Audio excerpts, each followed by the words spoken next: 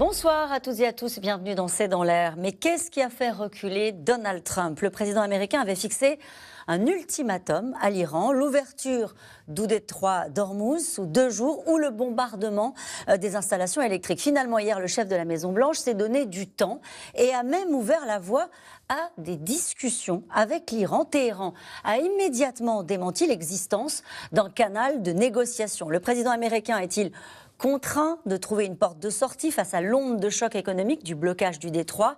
Une nouvelle fois, en tout cas, il sème la confusion. Ce soir, le Pakistan se dit prêt à accueillir des discussions pour mettre fin à la guerre, alors même que dans le même temps, l'hypothèse d'un débarquement de troupes américaines sur l'île de Karg reste envisagée. Une chose est sûre, la dernière cible de Téhéran à 4000 km de ses frontières inquiète désormais les Européens. Ormuz, choc mondial, Trump cherche la sortie. C'est la question que nous posons ce soir. Avec nous, pour en parler, Dominique Trinquant, vous êtes ancien chef de la mission militaire française auprès de l'ONU. Je cite votre ouvrage « D'un monde à l'autre » publié chez Robert Laffont.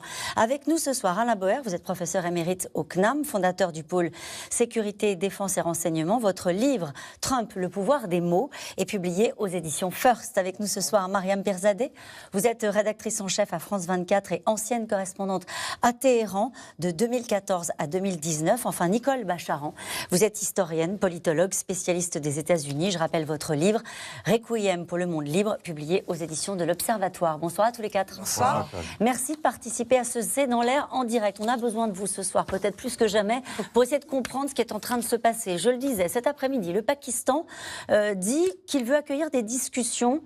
Ça se passe par un tweet. Donald Trump retweet la déclaration du président du Pakistan. Pourquoi le Pakistan, désormais, rentre dans ce dossier?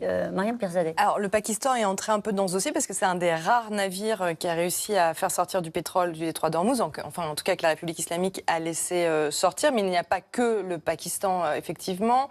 Il y a également Oman, il y a l'Égypte, il y a la Turquie. Donc, il y a plusieurs pays qui se proposent de faire la médiation pour régler ce conflit. En fait, en retweetant aussi ce que disent les autorités pakistanaises, c'est aussi pour Donald Trump de montrer qu'il a raison, puisque les Iraniens en face n'arrêtent pas de nier en disant que non, il n'y a pas de canal de discussion et non, ils ne feront pas confiance à Donald Trump. Général. Alors le Pakistan, il faut se rappeler qu'il y a un accord assez récent d'ailleurs entre l'Arabie Saoudite et le Pakistan, patronné par la Chine. Et donc le Pakistan est très intéressé par tout ce qui se passe dans le Golfe. C'est le premier point.